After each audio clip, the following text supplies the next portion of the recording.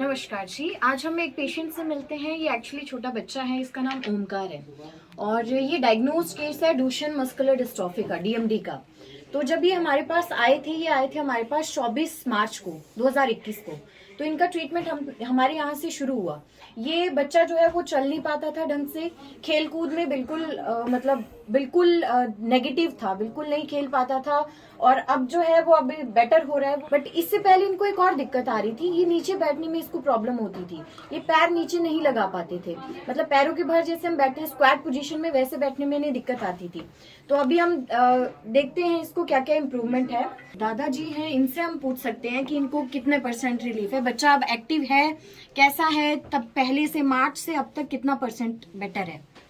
जी काफी % होगा जी, बैठता भी है जी, कभी कभी गिरता भी नहीं है जी। ओके।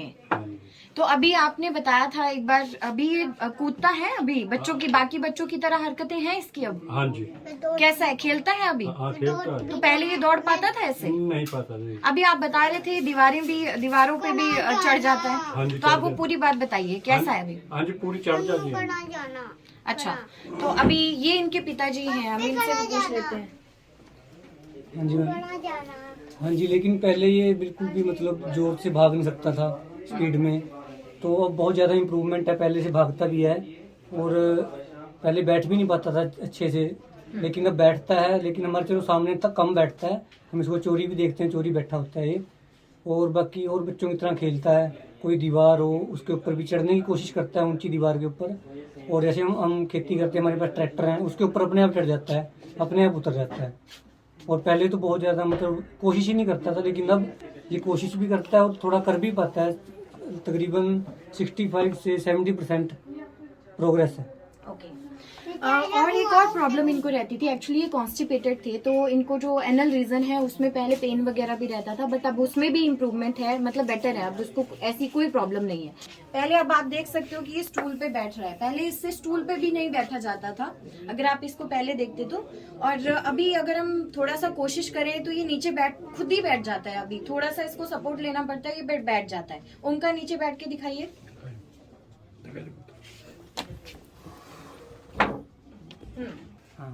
Very good. अब एक हाथ छोड़ो धीरे से, और अब धीरे से आराम से बैठो।